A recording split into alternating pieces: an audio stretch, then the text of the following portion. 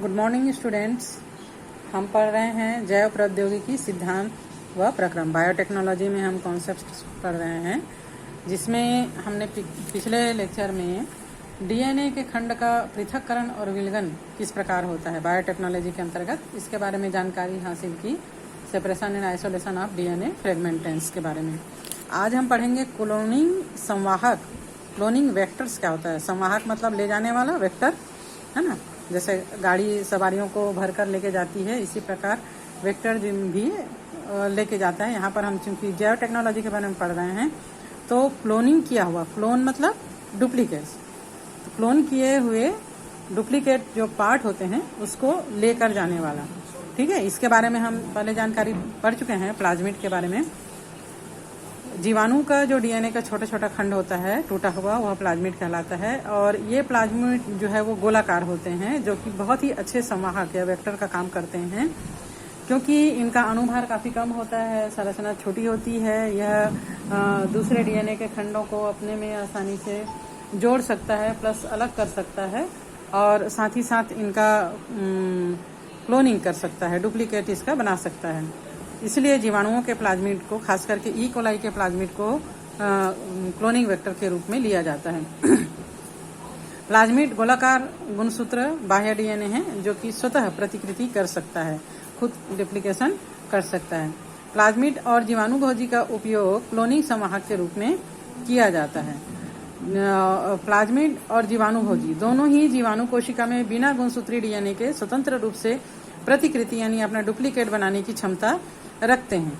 इनको किसी और की आवश्यकता नहीं होती है, ये खुद अपना डुप्लीकेशन कर सकते हैं।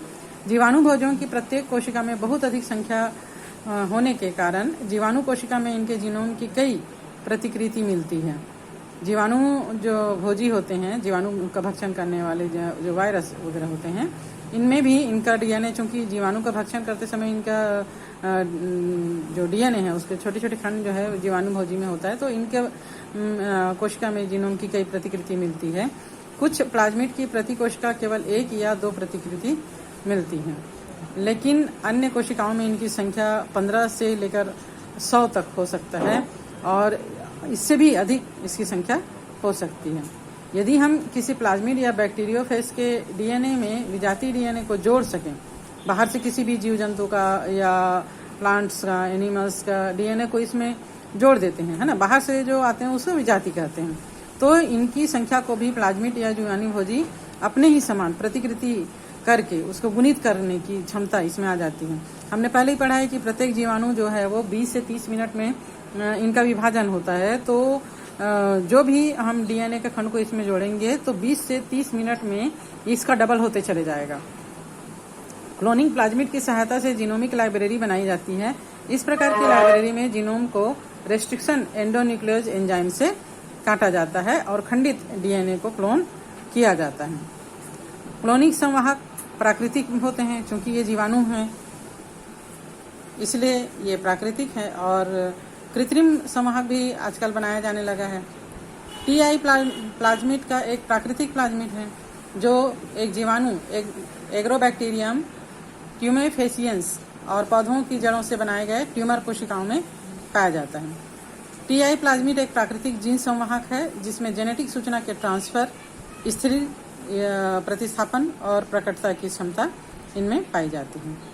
इसी प्रकार बैक्टीरियल प्लाज्मिड PBr322 एक कृत्रिम प्लाज्मिड है, जिसमें प्राकृतिक रूप में पाए जाने वाले प्लाज्मिड के विभिन्न भागों को प्रयुक्त किया गया है। इसको कृत्रिम रूप से मानव के द्वारा बनाया गया है। तो संवाहक में क्लोनिंग के लिए क्या क्या विशेषताएं होनी चाहिए। क्लोनिंग करना है, डुप्लीकेशन करना है ना, और कैरियर का भी काम करना है, तो उसमें कुछ विशेषताओं का होना जरूरी है। जैसे सबसे पहला है प्रतिकृतिकरण की उत्पत्ति, है ना, ओरिजिन ऑफ रेप्लिकेशन, इसको ओरी कहा जाता है। तो ओरी का प्रारंभ, ये वह अनुक्रम है जहां से प्रतिकृतियन की शुरुआत होती है, और डीएनए का कोई खंड जब इस अनुक्रम से जुड़ जाता है तब वह परपोषी कोशिकाओं के अंदर अपनी प्रतिकृति यानी डुप्लीकेट बना सकता है। ये अनुक्रम जोड़े गए डीएनए के प्रतिरूपों की संख्या के नियंत्रण के लिए भी जिम्मेदार होता है। इसलिए यदि कोई लक्ष्य डीएनए की अत्यधिक संख्या प्राप्त करना चाहता है तो इसे ऐसे संवाहक में क्लोन करना चाहिए जिसका मूल ओरिजिनल जो है वो अत्यधिक प्रतिरूप बनाने में सहयोग कर सके। अब यहाँ पर क्या करना है, हमको डुप्लीकेशन तैयार करना है। तो जितना ज़्यादा डुप्लीकेशन किसी वेक्टर में है ना, प्लाज्मिड में हो सकता है क्लोनिंग करने के लिए, तो वह उतना ही अच्छा होता है। ठीक है। Then second one is the वरण योग्य चिन्ह। सेलेक्टेबल मार्कर्स क्या होता है, ओरी के साथ संवाहक को यानी वेक्टर को वरण योग्य चिन्ह की आवश्यकता होती है। वरण योग्य मतलब चॉइस करना है कि कौन सा खंड को जोड़ना है, उसमें कौन से खंड की क्लोनिंग करना है जो अरूपांतरणों की पहचान कर सके और उनको समाप्त करने में सहायक सिद्ध हो सके। यदि कोई अवांछित डीएनए का खंड आ गया है तो उसको समाप्त कर दे, है ना।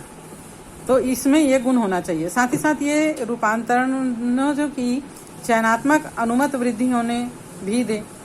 जिसका उसने सिलेक्शन किया है उसको वृद्धि के लिए, मतलब जो चयन किया है उसने, जो सिलेक्शन किया है उसका वृद्धि होना उसमें जरूरी है, तो वृद्धि होने दे। रूपांतरण एक ऐसी प्रक्रिया है जिसके द्वारा डीएनए के एक खंड को परपोषी जीवाणु में प्रवेश कराया जाता है। जनरली एम्पीसिलिन, क्लोरेम फेनिकॉल, टेट्रासाइक्लिन या केनामाइसिन जैसे प्रतिजैविकों के प्रति प्रतिरोध कोडित करने वाले जीन इकोलाई जीवाणु के लिए उपयोगी वरण योग्य चिन्हक माना जाता है। इसलिए इस क्षेत्र में सबसे ज्यादा उपयोग इकोलाई जीवाणु के प्लाज्मिड को ही किया जाता है। आमतौर पर इकोलाई की कोशिका में इनमें से किसी भी प्रतिजैविक के प्रति प्रतिरोध नहीं होता है।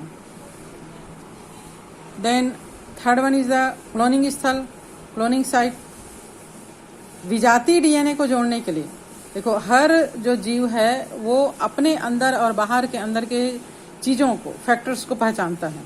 तो जो बाहर का डीएनए है वह उस प्लाज्मिड के डीएनए में जोड़ने के लिए, तो इसमें जो प्रयुक्त किया जा रहा है प्रतिबंधन एंजाइम के लिए संवाहक में एक या कुछ ही पहचान स्थल होना चाहिए, बहुत सारे नहीं होना चाहिए, नहीं तो कंफ्यूजन हो जाएगा। इसलिए एक निश्चित एक डीएनए को खंड को जोड़ने के लिए उसमें एक निश्चित स्थान होता है। संवाहक के अंदर एक से अधिक पहचान स्थल होने पर इसमें कई खंड बन जाएंगे, है ना, जो कि नहीं होना चाहिए, जो जीन क्लोनिंग को जटिल बना देंगे, मुश्किल हो जाएगा ये काम थोड़ा। तो यहाँ पर जैसे कि डायग्राम में दिया गया है क्लोनिंग संवाहक PBR 322 की संरचना दिया गया है। इसमें प्रतिबंधित एंजाइम जैसे Eco RI, BAM HI, Sal I, PVU, second PST1, CLA1, Hind third के लिए प्रतिबंधन स्थल यहाँ पर दिखाया गया है डायग्राम में अलग अलग। यहाँ देखो PVU सेकंड के लिए, SL1 के लिए, है ना, ये इस प्रकार यहाँ पर सभी के लिए स्थल दिखाए गए हैं। इसके अतिरिक्त इनमें ओरी का प्रतिजैविक प्रतिरोधी जीन और रॉप भी होते हैं। संवाहक PBR 322 में स्थित टेट्रासाइक्लिन प्रतिरोधी जीन के लिए BAM HI स्थल पर विजातीय डीएनए को जोड़ा जा सकता है। पुनर्योगज प्लाज्मिड में टेट्रासाइक्लिन प्रतिरोध विजातीय डीएनए के निवेशन में समाप्त हो जाता है। टेट्रासाइक्लिन प्रतिरोध की क्षमता समाप्त हो जाने के बाद भी इसे एम्पीसिलिन युक्त माध्यम पर फैलाकर अपुनर्योगज से अलग करके चयन किया जा सकता है। एम्पीसिलिन युक्त माध्यम पर वृद्धि करने वाले रूपांतरणों को टेट्रासाइक्लिन युक्त माध्यम पर स्थानांतरित या ट्रांसफर कर दिया जाता है। ये रिकॉम्बिनेंट एम्पीसिलिन युक्त माध्यम पर ग्रोथ करता है, लेकिन टेट्रासाइक्लिन युक्त माध्यम पर ग्रोथ नहीं करता। दूसरी तरफ जो अपुनर्योगज दोनों ही प्रतिजैविक युक्त माध्यम पर ग्रोथ कर सकता है। इस प्रकार के प्रयोग से ये परिणाम निकलता है कि एक प्रतिजैविक प्रतिरोधी जीन रूपांतरण के चुनाव में मदद कर सकता है, जबकि दूसरा प्रतिजैविक प्रतिरोध जीन विजातीय डीएनए के निवेशन में सक्रिय हो जाता है और पुनर्योगजों के चुनाव में सहायता करता है। प्रतिजैविकों के निष्क्रयण के कारण पुनर्योगज का चयन एक जटिल प्रक्रिया होती है। और इस प्रक्रिया में 2 प्लेट पर साथ साथ प्लेटिंग की आवश्यकता होती है। दोनों प्लेट में एक साथ ही प्लेटिंग किया जाता है।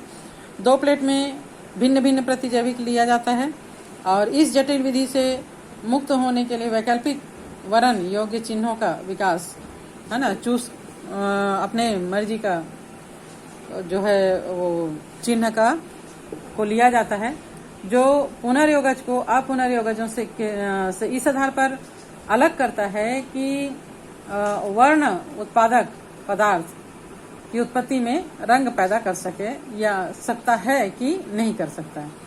इसमें एक जो पुनर्योगज होता है, रिकॉम्बिनेंट डीएनए होता है, उसका समावेश एंजाइम बीटा गैलेक्टोसाइडेज के कोडिंग अनुक्रम में करा दिया जाता है। इसके परिणाम स्वरूप बीटा गैलेक्टोसाइडेज एंजाइम जो है वो निष्क्रिय हो जाता है और तब इसको निवेशी निष्क्रियता कहा जाता है। रंग उत्पादन करने वाले पदार्थ की उपस्थिति में प्लाज्मिड की नीले रंग की कॉलोनी दिखाई देती है। संसर्गिका की उपस्थिति के कारण बीटा गैलेक्टोसाइडेज का निवेशी निष्क्रिय हो जाता है, जिससे बिना रंग वाली कॉलोनी बनती है और इसकी पहचान पुनर्योगज कॉलोनी के रूप में किया जाता है। नेक्स्ट वन इज द पौधों और जंतुओं में जीन क्लोनिंग हेतु संवाहक। पौधों और जंतुओं के लिए कौन कौन उसके लिए वेक्टर कौन सा चुनना चाहिए? तो प्रकृति में जो प्लांट्स और एनिमल्स हैं उनका जीन का स्थानांतरण जीवाणु और विषाणु के द्वारा होता है, जैसे एग्रोबैक्टीरियम, ट्यूमीफेसियंस और रेट्रोवायरस के द्वारा। एग्रोबैक्टीरियम, ट्यूमीफेसियंस डाइकॉट प्लांट्स का एक रोगजनक पैथोजन है और ये पौधों की जड़ों में ट्यूमर बनाने का काम करता है। ट्यूमर बनाने की क्षमता बैक्टीरियम में स्थित टी.आई. प्लाज्मिड के कारण होता है और ये टी.आई. प्लाज्मिड जब डाइकॉट रूट्स के न्यूक्लियर जीनोम में प्रविष्ट करता है, इंटर करता है, तब जो सामान्य कोशिका होती है उसको ट्यूमर की कोशिका में रूपांतरित कर देता है। हमको पता है कि बिना आवश्यकता के कोशिका जो है वो डिवाइड नहीं होती है, लेकिन ट्यूमर की कोशिकाओं में कोशिका जो है वो एक्स्ट्रा रूप से डिवाइड होने लगती है।